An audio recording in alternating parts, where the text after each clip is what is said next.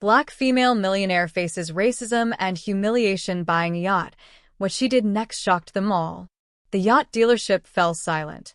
Every gaze in the room turned to her, and the murmur of conversation stopped abruptly.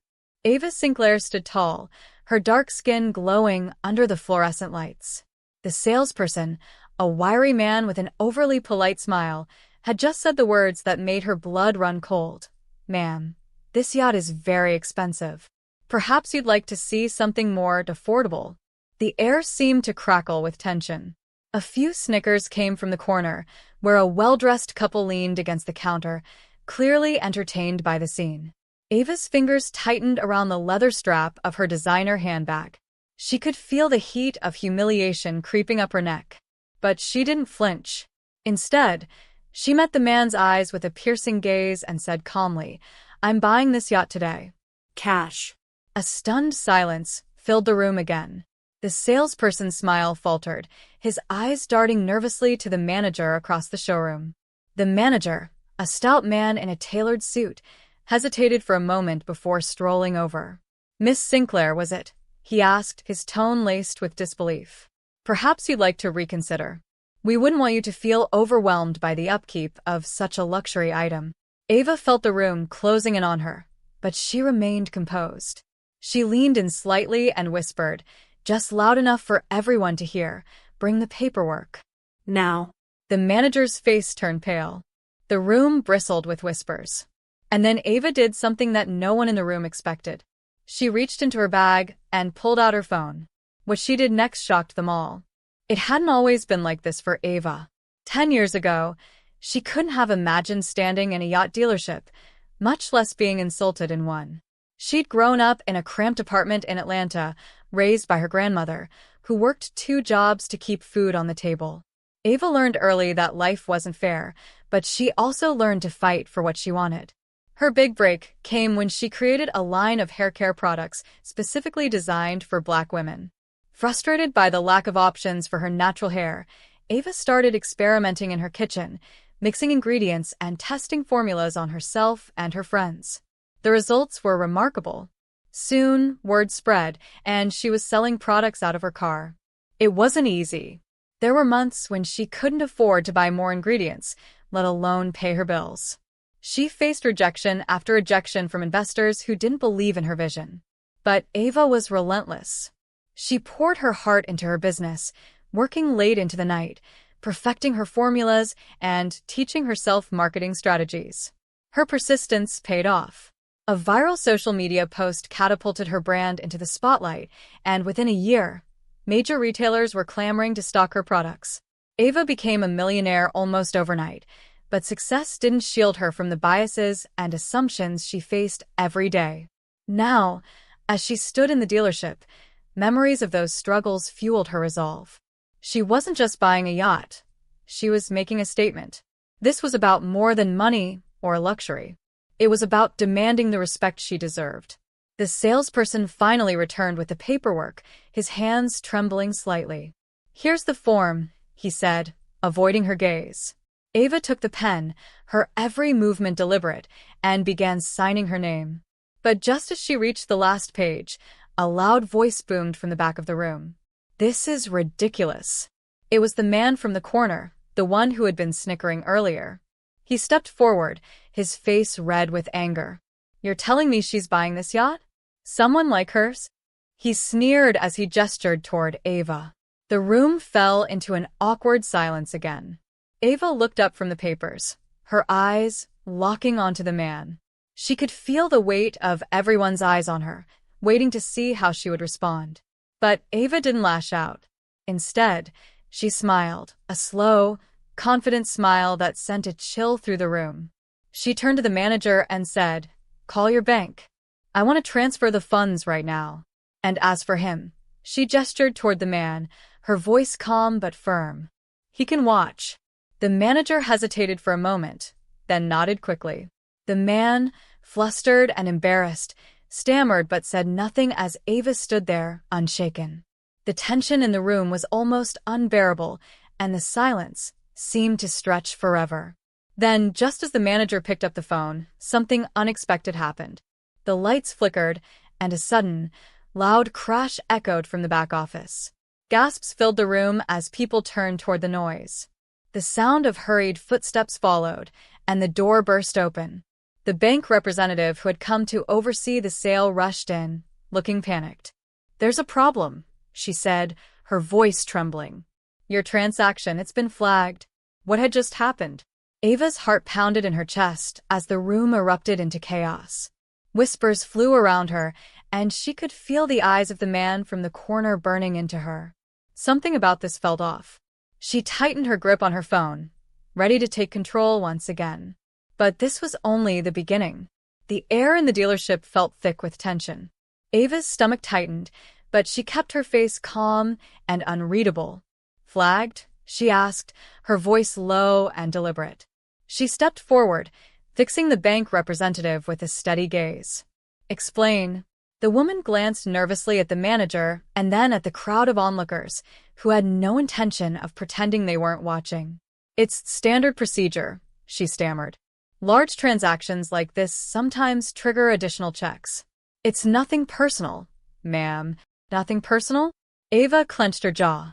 She had heard those words too many times in her life, always used to justify actions that were, in fact, deeply personal. She stepped even closer to the representative, her heels clicking against the polished floor. "You're telling me," she said slowly, "that I walked in here, prepared to pay in full for this yacht, and now you're saying my money isn't good enough?" The representative's face flushed. No, it's not that. It's just," she hesitated, glancing back at the manager, who looked equally uncomfortable. "We have protocols." Ava folded her arms, the tension in her body visible now. "Your protocol smells a lot like profiling," she said, her voice slicing through the murmurs in the room. "And I'm not leaving here until this is resolved." The man from the corner, emboldened by the awkward pause, laughed, a short, nasty sound. "Maybe you should take the hint and try a dealership that's more in your league," he said, smirking. Ava's eyes snapped to him. She could feel her pulse pounding in her ears, but she didn't give him the satisfaction of reacting. Instead, she turned to the manager. "Get your owner on the phone." "Now?" The manager opened his mouth to protest, but thought better of it. He nodded and disappeared into a back office, leaving the bank representative standing awkwardly in the center of the room. The other customers exchanged glances, and the atmosphere grew even more uncomfortable. Ava could feel her patience wearing thin. She pulled out her phone, and she wasn't just a millionaire. She was a public figure, known for her activism and her refusal to back down from injustice. She drafted a message for her social media followers, detailing the humiliation she was enduring, and attached a photo of the dealership's name and address. She hesitated for a moment, her finger hovering over the post button. But before she could press it, the manager reappeared, his face pale. "Miss Sinclair, if you'd come with me to the office, we can sort this out privately," he said, his voice tight. Ava raised an eyebrow. "Privately?" she repeated. "You humiliated me in front of a room full of people, and now you want to handle this quietly?" She shook her head. "Whatever you have to say, you can say it right here." The manager glanced nervously at the onlookers, but Ava didn't care. She wasn't about to let them sweep this under the rug. He sighed and stepped closer, lowering his voice slightly. "The bank needs additional verification for a transaction of this size," he said. "If you can provide a second form of identification and confirm the source of the funds, we can proceed." Ava's eyebrows shot up. "Confirm the source of the funds?" she repeated, her voice rising. "Are you kidding me?" The room fell silent again. Ava took a deep breath, trying to calm the storm of emotions swirling inside her. "I'm not just some random person walking in off the street," she said, her voice steady but firm. "I've built a business from the ground up. My success is documented for the world to see. And yet you're asking me to prove I'm not a criminal because I'm buying a yacht?" The manager opened his mouth to respond, but before he could say anything, Ava's phone buzzed in her hand. She glanced at the screen and saw a notification from her lawyer. She quickly answered the call, turning slightly away from the crowd for a moment of privacy. Her lawyer's voice was calm but firm. "Ava, I just got your text. Do not let them get away with this," she said. I'll contact the dealership's corporate office right now and make sure they understand the situation. Stay strong. Ava hung up, her resolve stronger than ever. She turned back to the manager and the bank representative, her voice clear and unwavering. You have 10 minutes to fix this, she said. If not, I'll make sure this story is on every news outlet by tomorrow morning. The man from the corner snickered again, shaking his head. Look at her, playing the victim, he said loudly. Always making everything about race. Ava's patience snapped. She spun to face him, her eyes blazing. You don't know the first thing about me, she said. But let me make one thing clear. I didn't come here to play anything. I came here to buy a yacht. And I'm not leaving until I get what I came for. The man opened his mouth to reply, but before he could say anything, the sound of raised voices came from the back office. A moment later, the manager's assistant rushed into the room, her face pale and panicked.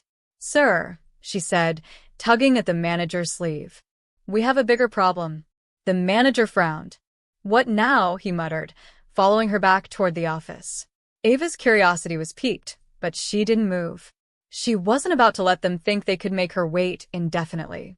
Minutes passed, and the tension in the room only grew. Ava could feel the eyes of the other customers on her, some sympathetic, others judgmental. She kept her chin high, refusing to let them see her doubt.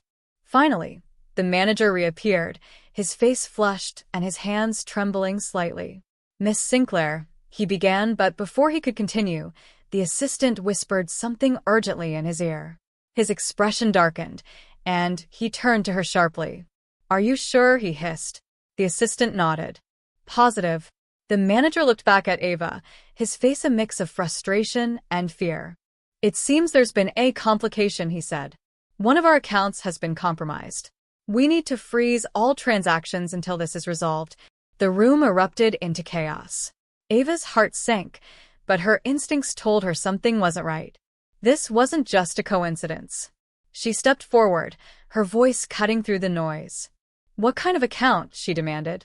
The manager hesitated, but before he could answer, the bank representative stepped forward, her face pale. It's the account linked to this yacht sale, she said quietly. Someone's trying to hack into it. The room fell silent again, the weight of the revelation hanging heavy in the air. Ava's mind raced. Was this an elaborate excuse to delay the sale? Or was there something more sinister at play? And then, almost as if on cue, Ava's phone buzzed again. This time, it was a text message from an unknown number. The message was short and chilling. This isn't over. Ava stared at the screen, her heart pounding. She looked up, her eyes scanning the room for any sign of the sender. Whoever it was, they were watching. And they weren't done with her yet. Ava's grip on her phone tightened as the weight of the message sank in. She glanced around the room, trying to gauge who might have sent it. The man in the corner still smirked, the manager fidgeted nervously, and the bank representative avoided eye contact.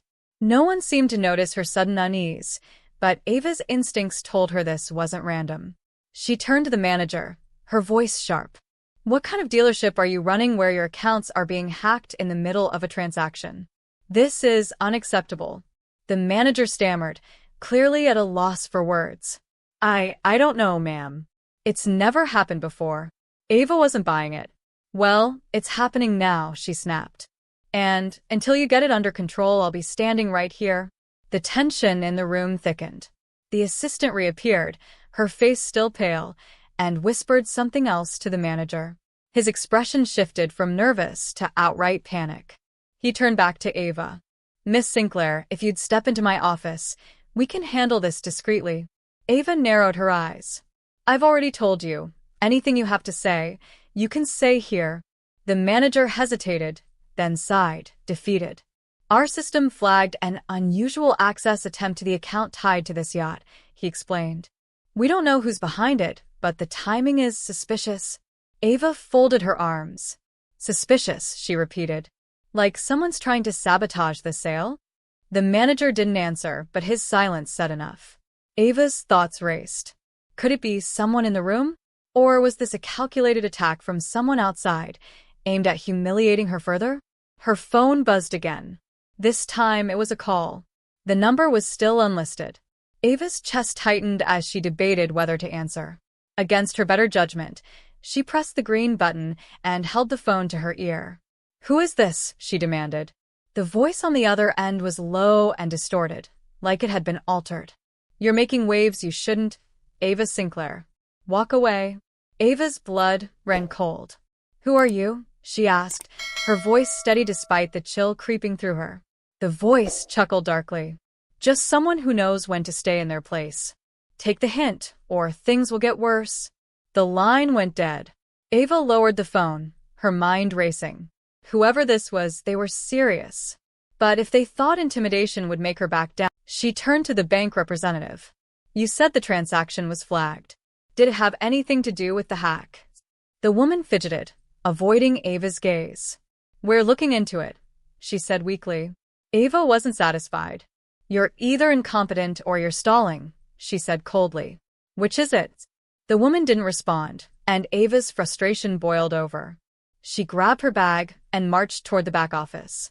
The manager protested, but she ignored him, pushing the door open and stepping inside. The assistant scrambled to shut down her computer screen, but not before Ava caught a glimpse of what looked like a security alert. "What are you hiding?" Ava demanded, her voice ringing through the small office. The manager followed her inside, his face flushed with anger. "Miss Sinclair, you can't just barge in here." "I can do whatever I need to when you're playing games with my money," she shot back. "Now tell me what's going on, or I'll call the press." The manager hesitated, glancing at the assistant, who looked like she wanted to disappear. Finally, he sighed. "We've been receiving threats," he admitted. "Anonymous messages warning us not to sell this yacht to certain buyers." Ava's eyes narrowed. "Certain buyers," she repeated, her voice like ice. The manager looked uncomfortable. "You have to understand, it's not personal. These threats, they're racially motivated." Ava's breath caught. She shouldn't have been surprised, but the confirmation still hit her like a punch to the gut. She took a step closer, her voice low but firm. "And you didn't think to tell me this before? Instead, you let me stand out there, humiliated in front of everyone." The manager swallowed hard.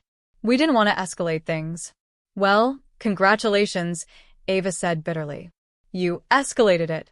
Before he could respond, her phone buzzed again. Another message.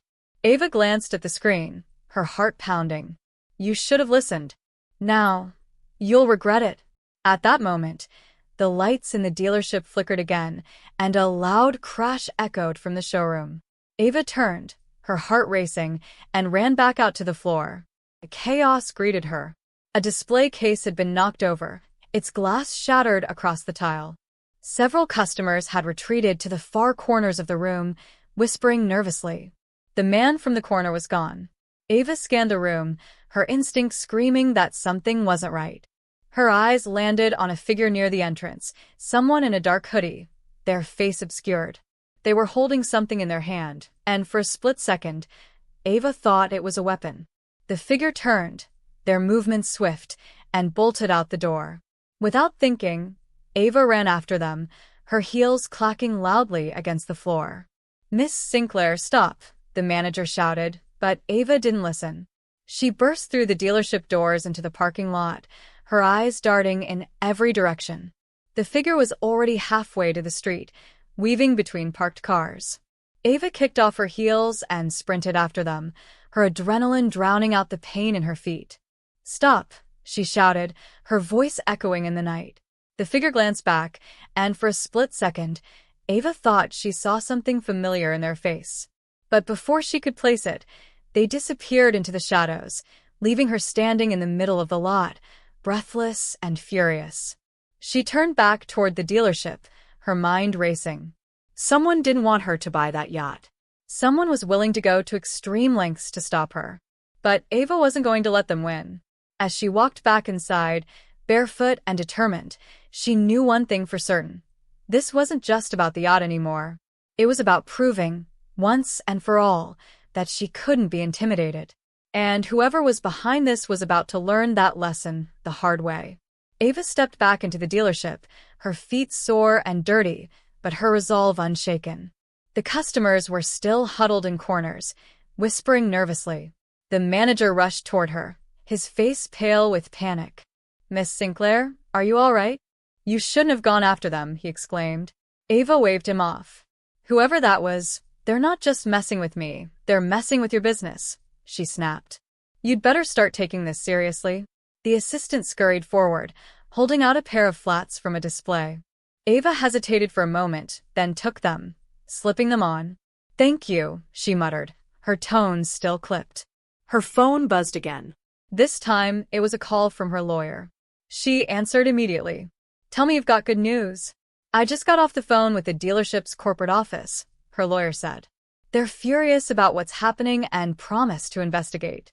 "But Ava, you need to be careful. This isn't just about a yacht anymore. It sounds like someone's targeting you."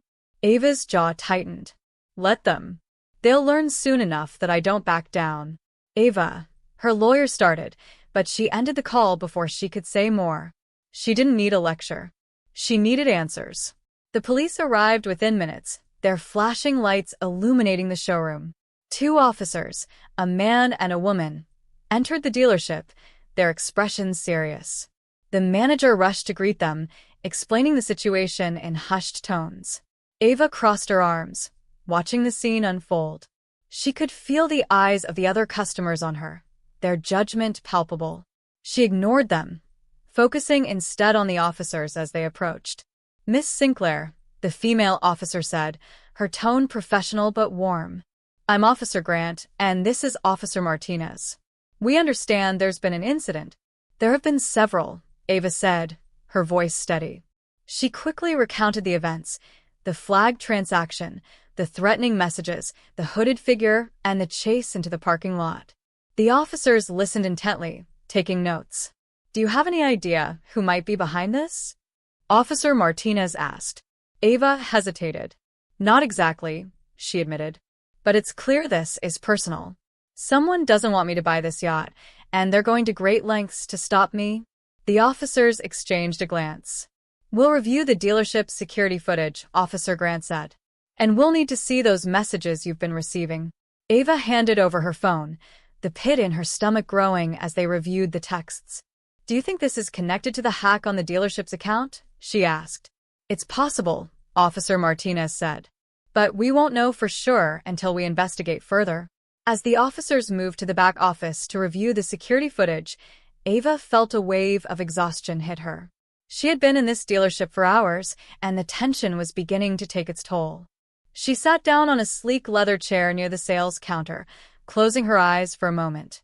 The murmurs of the other customers grew louder, their words cutting through the air like knives. "This is why people like her don't belong in places like this," one woman whispered loudly. Ava's eyes snapped open. She turned to face the woman, her gaze icy. "People like me?" she repeated, her voice calm but deadly. "What exactly does that mean?" The woman flushed but didn't back down. "You're causing a scene," she said defensively. "Making everything about yourself. If you think standing up for myself is making everything about me, that says more about you than it does about me," she said. "Now, if you'll excuse me, I have more important things to deal with." The woman muttered something under her breath, but didn't reply. Ava turned away, forcing herself to breathe deeply. She wasn't about to let anyone derail her focus. Minutes later, the officers returned, their expressions grim. "We've reviewed the footage," Officer Grant said. "It's clear the hooded figure was watching you. They entered the dealership shortly after you arrived and stayed near the entrance the entire time." Ava's stomach sank. "Did you get a clear look at their face?" Officer Martinez shook his head. "Unfortunately, no. They kept their hood up, and the cameras didn't catch anything useful. But we'll be analyzing the footage further." Ava nodded, her mind racing. Whoever this person was, they were bold and determined. But what was their endgame? As if on cue, her phone buzzed again. Another message. This time it was a photo. Ava's blood ran cold as she stared at the screen. It was a picture of her, standing barefoot in the parking lot, looking toward the street where the hooded figure had disappeared. The caption was short and chilling, "Always watching." Ava felt her breath catch. She looked up at the officers, her voice steady despite the fear clawing at her chest. They're still here. The officers sprang into action, barking orders into their radios. Customers gasped as they were instructed to stay inside the dealership. The doors were locked, and the parking lot was swarmed by officers with flashlights. Ava stood near the window, her hands clenched into fists. She scanned the shadows outside, searching for any sign of movement. Her heart pounded as she thought about the implications. Whoever this was, they weren't just watching, they were playing a game. And Ava was determined to win. As the search outside continued, Officer Grant approached her. "We've locked down the area," she said. "If they're still here, we'll find them." Ava nodded, her resolve hardening. "Good," she said, "because I'm not letting them scare me off." Officer Grant hesitated. "Miss Sinclair," she said carefully, "I understand you're upset, but whoever this is, they're dangerous. You need to be cautious." Ava met her gaze, her voice unwavering. "I've dealt with dangerous people my whole life," she said, "and I've never backed down. I'm not starting now." Before Officer Grant could respond, a sudden commotion erupted outside. One of the officers shouted, and a flashlight beam illuminated a figure darting between cars. Ava's heart leapt into her throat as she watched the scene unfold. The officers pursued the figure, their shouts echoing through the night. Ava pressed her hands against the glass, her breath fogging the window. The figure stumbled, nearly falling, but managed to evade capture, disappearing into the darkness once again. The officers regrouped, their frustration palpable. Officer Martinez returned to the dealership, shaking his head. "They got away," he said grimly. Ava's shoulders slumped, but only for a moment. She straightened, her expression hard. "Then we'll find them," she said. Because this isn't over. The dealership had transformed into a war room. Officers huddled around their vehicles in the parking lot, discussing strategies, while the manager and his assistant scrolled through dealership records in search of any anomalies. Ava stood near the counter, her mind racing with questions and possibilities. She was determined to figure out who was behind this, but the looming threat felt closer than ever. Her phone buzzed again. This time it was her assistant, Camille. Ava exhaled in relief and answered the call. "Camille, I need you to do something for me," Ava said, her voice brisk. "Already on it," Camille replied. "I saw your posts and the news spreading online. People are furious. I'm combing through the comments now. Someone might slip up and give us a lead." Ava felt a flicker of hope. Camille was sharp and resourceful. If anyone could piece together the clues, it was her. "Good," Ava said. "And check if anyone's made threats against the company recently. This feels personal, but it could be connected to my business." "I'm on it," Camille promised. "Stay safe." Ava ended the call and leaned against the counter, her thoughts swirling. The photo, the messages, the shadowy figure, it all felt like pieces of a puzzle she couldn't yet assemble. But she wasn't giving up. The manager approached her cautiously, holding a tablet. "Miss Sinclair, I reviewed the account activity," he said. "The attempted hack was focused on the account tied to this yacht, but there's no indication they accessed our broader system. And you didn't think to warn me earlier that this might happen?" Ava asked, her tone icy. The manager flushed. "We've never had an incident like this before," he said. "I assumed it was a fluke, until tonight." Ava didn't respond. Her gaze drifted to the large windows overlooking the parking lot. The searchlights had dimmed, and the officers seemed to be wrapping up their efforts. The hooded figure had vanished without a trace, leaving only questions behind. Officer Grant returned, her expression grim. "We've expanded the search perimeter, but it's likely they've slipped away," she said. "Whoever they are, they're good at covering their tracks. They won't stay hidden for long," Ava said firmly. "Not if I have anything to say about it." Officer Grant gave her a measured look. "Miss Sinclair, I admire your determination, but you need to be careful. Whoever this is, they're targeting you for a reason. You can't face them alone." "I'm not alone," Ava replied. "I have a team, resources, and more resolve than they're ready for." Grant sighed but didn't argue. "We'll keep you updated on any developments," she said. "In the meantime, if you receive any more messages, let us know immediately." As the officers left the dealership, Ava felt the weight of the night settle on her shoulders. The crowd of customers had thinned, most of them leaving quietly after the commotion. Only a few lingered, their eyes flickering with curiosity and judgment. Ava turned to the manager. "I'm not walking out of here without that yacht," she said. "So, let's figure out how to finalize this transaction." The manager hesitated, but after a moment, he nodded. "We've cleared the flagged account," he said. "If the funds are transferred successfully, the yacht is yours." "Good," Ava said. "Then let's get started." The next 30 minutes were a blur of paperwork and phone calls. Ava double-checked every detail, her lawyer and accountant looped in to ensure there were no more surprises. When the final document was signed and the funds were confirmed, the manager handed Ava the keys to her new yacht. "Congratulations," he said, his tone flat. "It's officially yours." Ava held the keys in her hand, a surge of triumph coursing through her. But the victory was bittersweet. The shadow of the threats lingered, a reminder that her fight wasn't over. She walked out to the docks, the cool night air brushing against her skin. The yacht gleamed under the moonlight, its sleek design a testament to her hard-earned success. Ava stepped aboard, her resolve hardening with each step. This was more than a purchase. It was a statement, a refusal to let anyone dictate her worth or diminish her achievements. As she stood on the deck, her phone buzzed again. She hesitated, her fingers tightening around the device. Another message. "Nice yacht. Shame if something happened to it." Ava's breath caught. She scanned the docks, her eyes darting between shadows and empty spaces. The water lapped against the hull, the gentle sound masking any potential threats. Her phone buzzed again. This time it was Camille. "Ava, I've found something," Camille said, her voice urgent. "There's a thread on a forum, a group of people angry about your success. They're targeting you, calling you out by name." "Send me the link," Ava said, her pulse quickening. "I already did," Camille replied. "But Ava, it's worse than I thought. They're organized, and they're watching your every move."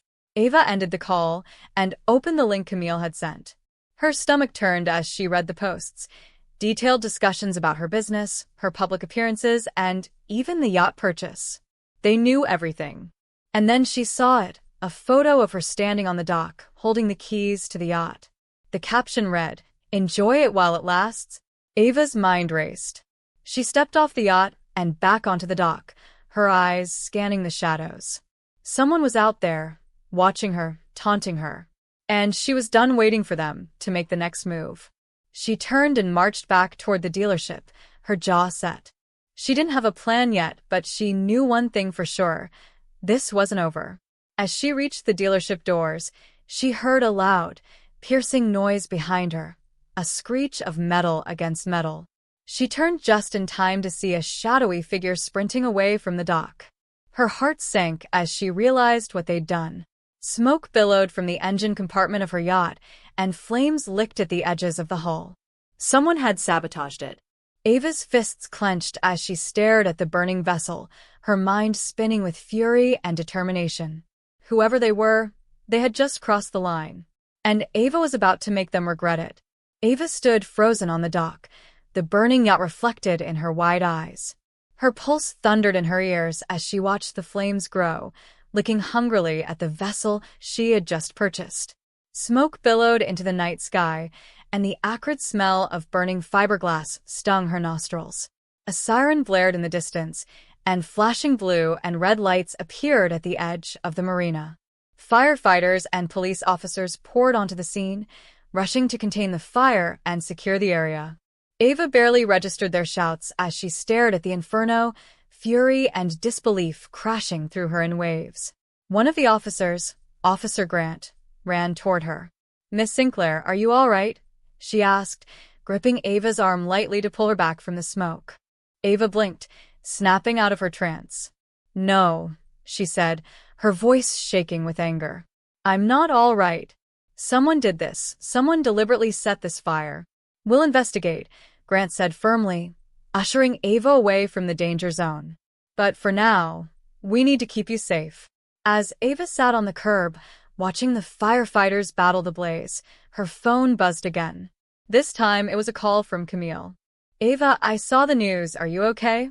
Camille's voice was frantic. I'm fine, Ava said, though her voice betrayed her exhaustion. The yacht isn't. Someone torched it. Camille was silent for a moment.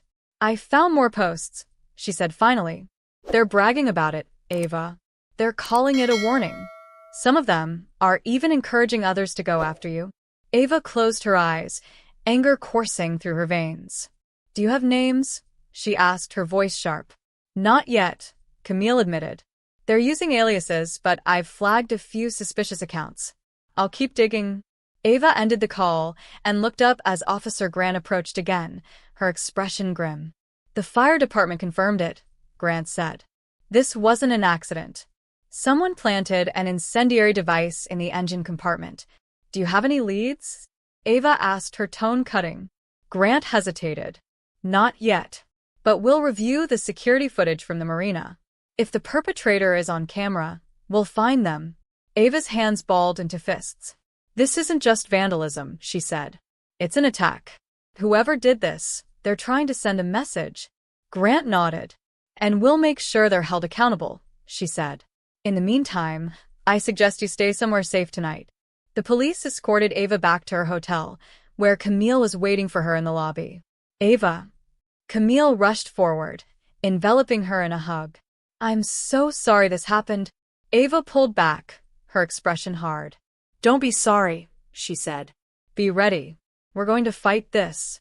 Camille nodded, her determination matching Ava's. I've been compiling everything I can find on this group, she said.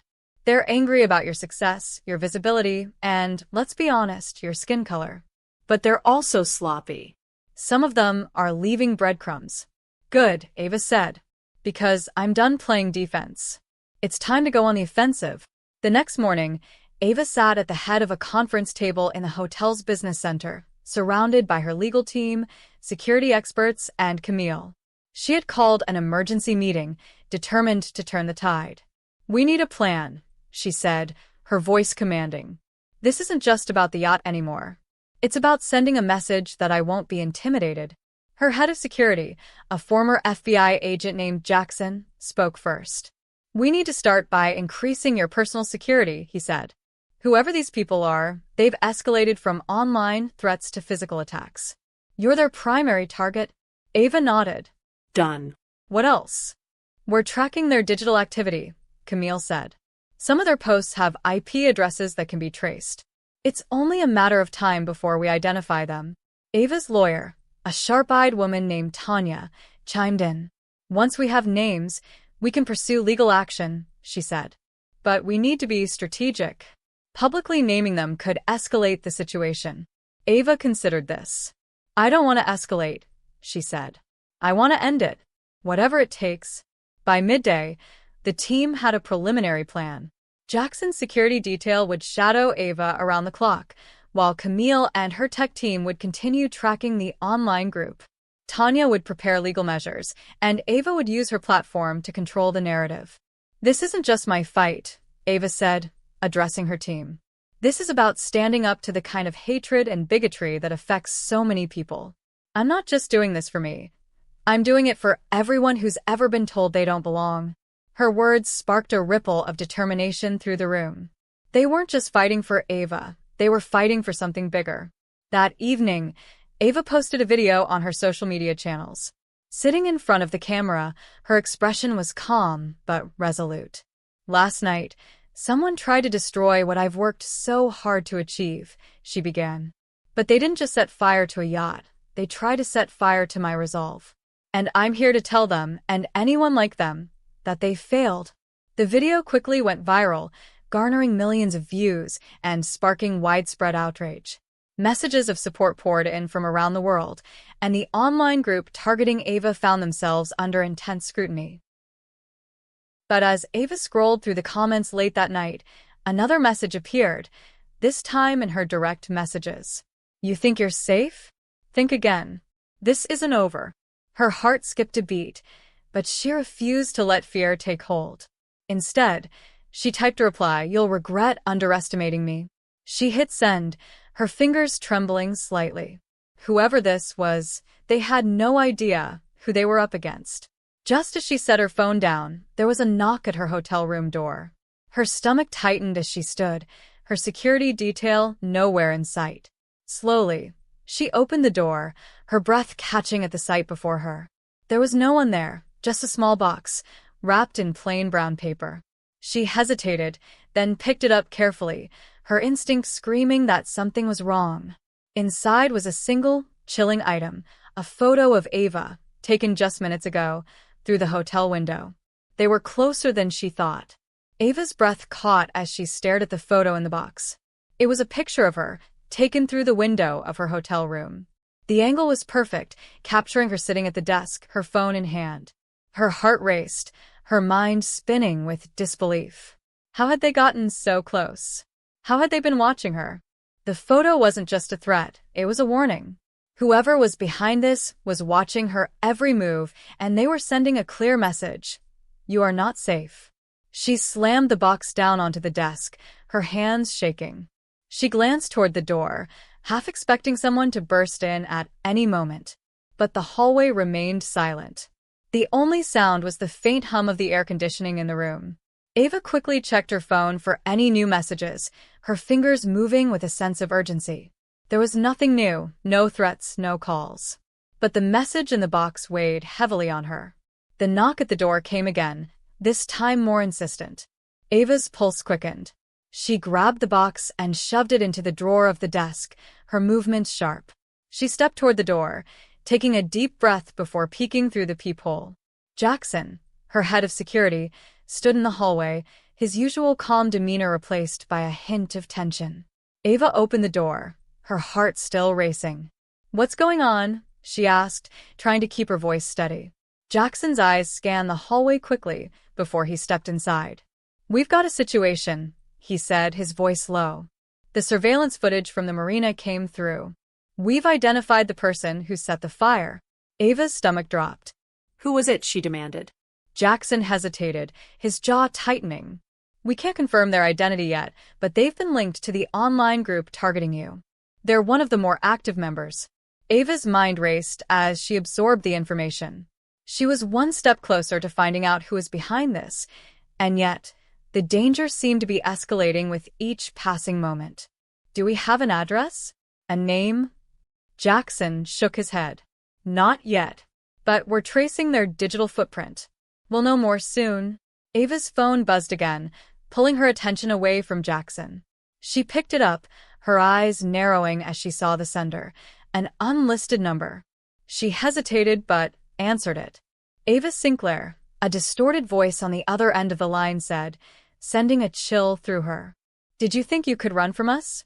You should have stayed in your place." Ava's jaw clenched, but she kept her voice steady. "Who is this?" she demanded. The voice chuckled darkly. "You'll find out soon enough. Just know this. Your fight is only beginning. We've only just started." Before she could respond, the line went dead. Ava stood there, the phone still pressed to her ear, her thoughts swirling in 100 different directions. Whoever this was, they were escalating things fast. The stakes were higher now, and Ava could feel the pressure mounting. "Are you okay?" Jackson asked, his tone softening as he saw the look on her face. Ava took a deep breath, trying to steady her nerves. "I'm fine. But I'm done waiting around. This needs to end." Jackson nodded. "We'll take care of it, I promise. But we need to stay smart. Whoever's behind this is dangerous." Ava met his gaze, her eyes fierce. "I know. And I won't back down." The next few days were a blur of investigation and heightened security. Jackson and his team combed through the online group's activity, tracking IP addresses, looking for any clue that could lead to the person responsible.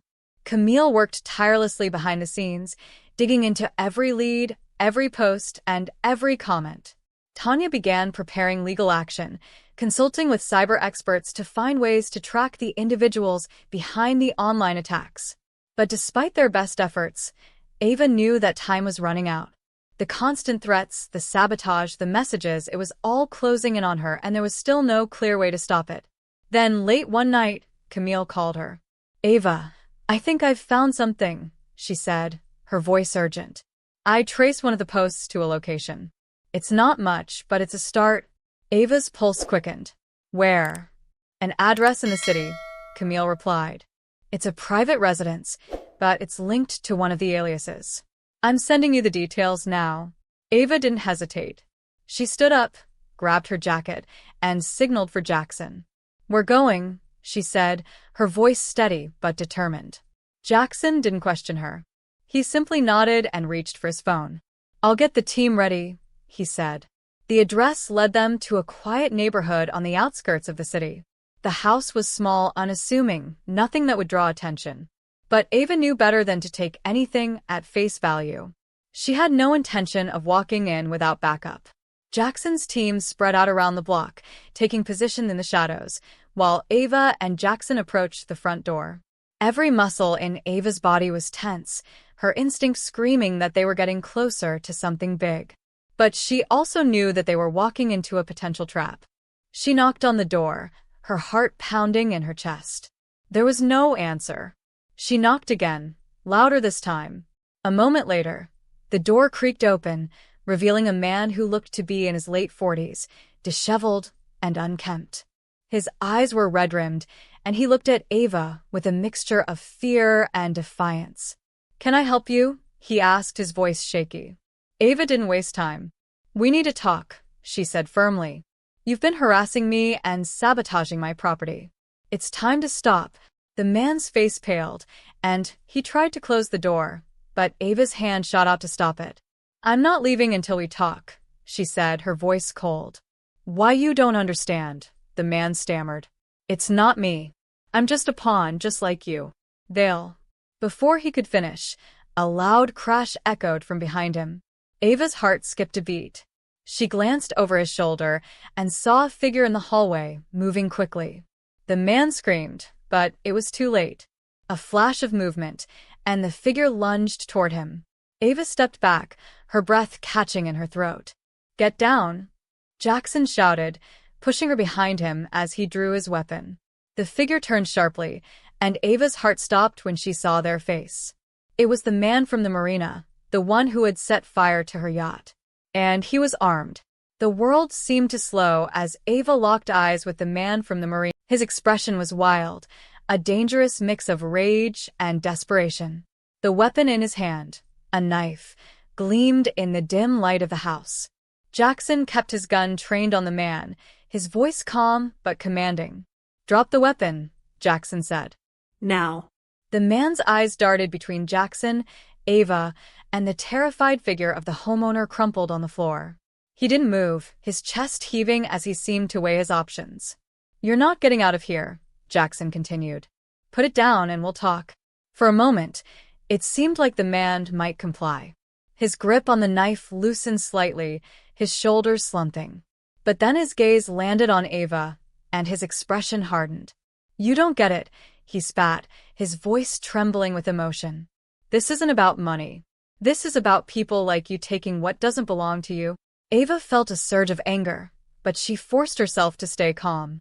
What doesn't belong to me? She asked, her voice steady. Everything I have, I earned.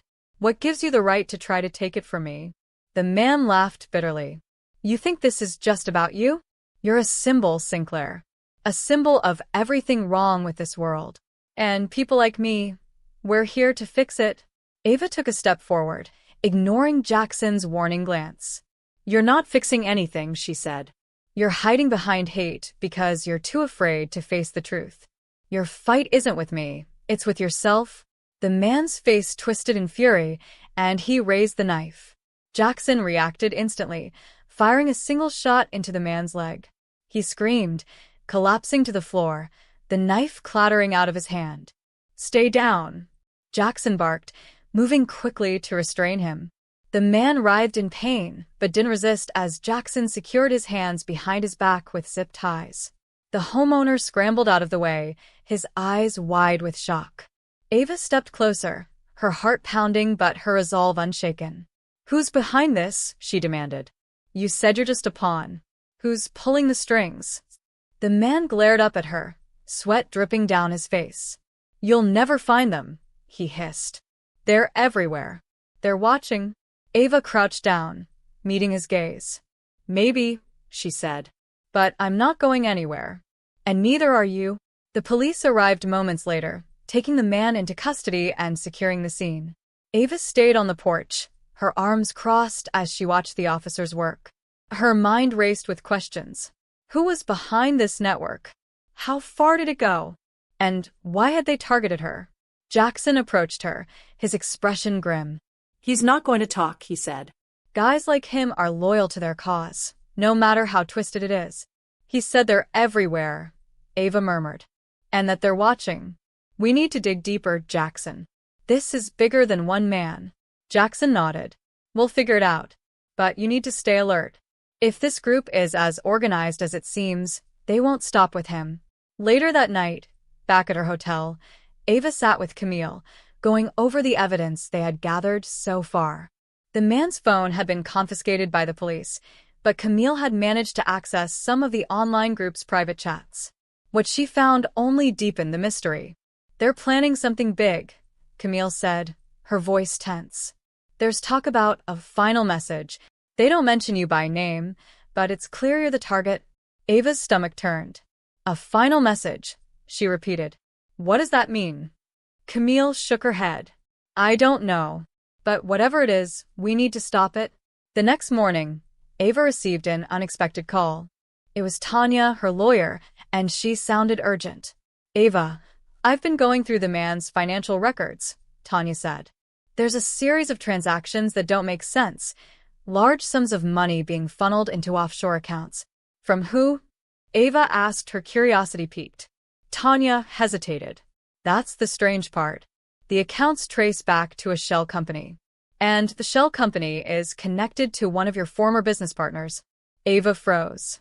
What? She whispered. Tanya sighed. I hate to say it, but this might be personal after all. Someone from your past could be behind this. Ava's mind raced. Could someone she once trusted be orchestrating this campaign against her? And if so, why? The revelation consumed Ava's thoughts as she prepared for the day ahead. She was no closer to understanding the group's motives, but now she had another layer of suspicion to contend with. The possibility that someone from her inner circle was involved made the betrayal feel even more personal. But Ava wasn't done fighting. She had faced challenges before: poverty, rejection, prejudice, and come out stronger. This time would be no different. As she walked out of her hotel room, flanked by Jackson and his team, she made a silent vow. Whoever was behind this, they would pay. And Ava Sinclair would ensure that no one else had to face the kind of hatred she was enduring. That evening, as Ava sat in her hotel suite, her phone buzzed with a new message. It was from another unlisted number. We told you this wasn't over. Tomorrow, you'll understand just how serious we are. Ava's heart pounded, but her fear was quickly overtaken by determination. She turned to Jackson, who stood nearby. They're planning something, she said. And whatever it is, we're going to stop it. The hours leading up to the promised tomorrow were tense. Ava and her team worked tirelessly, poring over the evidence, tracing digital breadcrumbs, and strategizing their next move. Camille uncovered more connections between the shell company and Ava's former business partner, Marcus Wade, a man she hadn't spoken to in years. Marcus had been an early investor in her hair care business before their relationship soured over creative control. Jackson, meanwhile, coordinated with law enforcement to monitor the online group's activities, but their plans were vague and scattered, like a puzzle missing its most important pieces. Ava sat in the hotel suite's conference area, tapping her pen against a table as the weight of the situation pressed down on her. She couldn't shake the feeling that they were one step behind, constantly reacting instead of taking control. We're missing something, Ava said, breaking the silence. This final message, it's not just about me. It's bigger. It has to be. Camille nodded, scrolling through her laptop. It's like they want to make an example out of you, she said. But why go to these lengths? Burning the yacht, the threats, the sabotage, it feels calculated. Tanya, seated across from Ava, chimed in. And if Marcus is involved, his grudge against you might be fueling it. He's powerful enough to bankroll this entire operation. Ava clenched her fists. If he thinks he can use his money and connections to ruin me, he's about to learn how wrong he is. The next morning, Ava woke to the sound of her phone buzzing incessantly. She reached for it groggily, her pulse quickening as she saw the flood of notifications.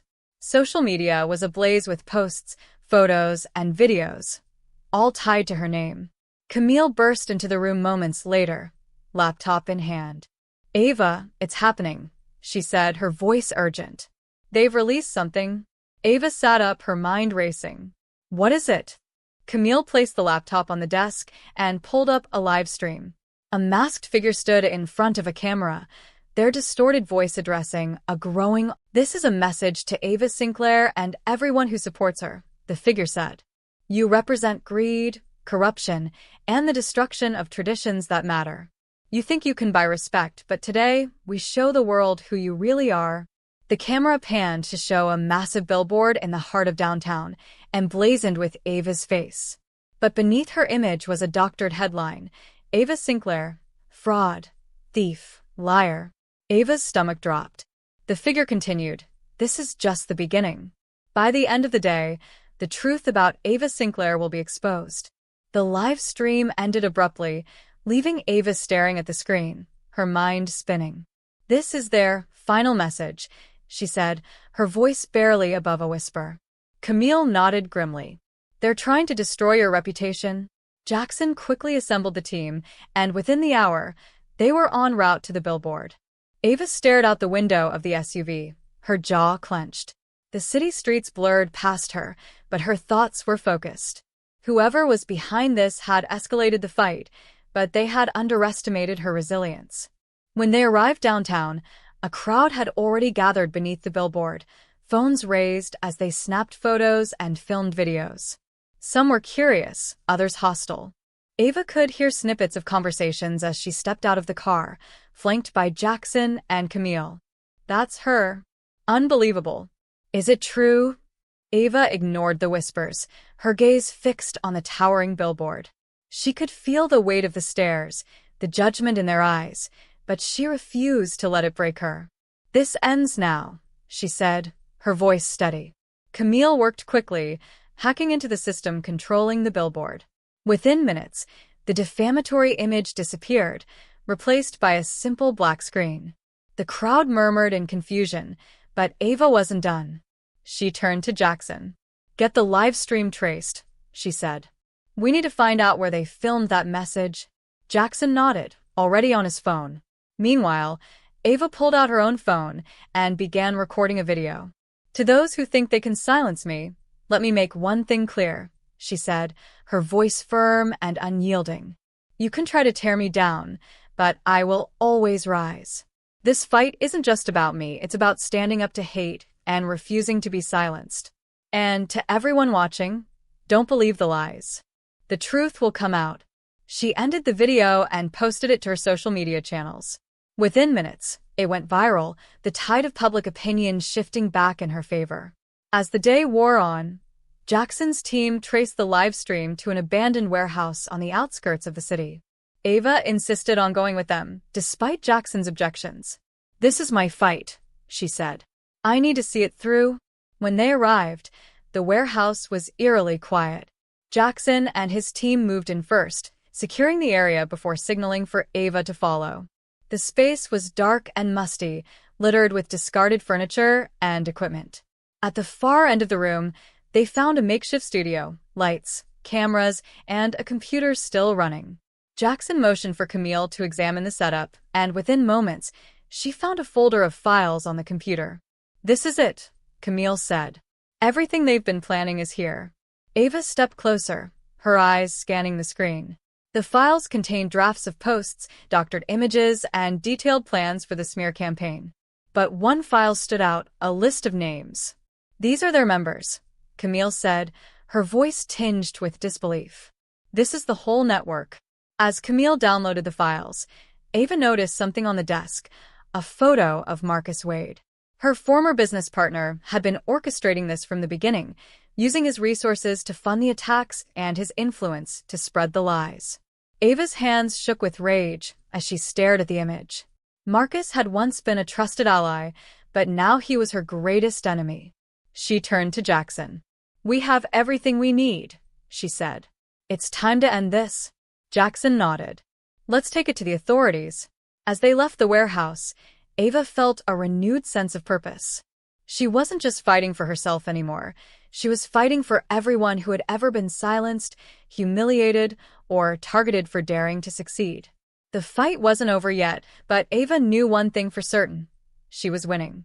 And Marcus Wade, along with his network of hate, was about to learn just how powerful she really was. The next few days were a whirlwind. Armed with the evidence from the warehouse, Ava's team worked closely with law enforcement to dismantle the network targeting her. Names from the list Camille uncovered led to arrests, and the online smear campaign began to unravel as authorities identified and shut down the group's accounts. But Marcus Wade remained elusive. Ava sat in her hotel suite, staring at the photo of Marcus she had found in the warehouse. Memories of their early partnership surfaced, how he had believed in her vision when others didn't, how they had built something incredible together. But greed and ego had poisoned their relationship, and she had walked away, leaving Marcus furious.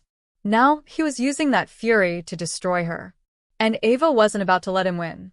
Camille walked in, her expression triumphant. "We found him," she said, placing her laptop on the table. "Marcus is in a penthouse downtown. He's been laying low, but we tracked one of the shell company's payments back to him." Ava's heart raced. "Does he know we're onto him?" Camille shook her head. Not yet. "But he's been monitoring everything. He knows the network is falling apart." Jackson entered the room, his face grim. "If we're going after Marcus, we need to do it smart," he said. "He's powerful, and he won't go down without a fight." Ava nodded, determination hardening her features. "Then let's end this." That evening, Ava and Jackson arrived at the high-rise building where Marcus's penthouse was located. The plan was simple: confront Marcus with the evidence and force him to answer for his actions. As they rode the elevator to the top floor, Ava's hands tightened into fists. The weight of everything she had endured, the threats, the humiliation, the sabotage, fueled her resolve. She was ready to face the man who had orchestrated it all. The elevator doors opened, revealing a sleek, modern hallway. Jackson led the way, his movements cautious, while Ava followed close behind. They reached Marcus's door, and Jackson knocked firmly. Moments later, the door opened, and there he stood. Marcus Wade looked almost the same as Ava remembered, tall, confident, with an air of self-importance that bordered on arrogance. But there was something different now, a shadow of desperation in his eyes. "Ava," he said, his voice smooth but strained. "To what do I owe the pleasure?" Ava stepped forward, her gaze piercing.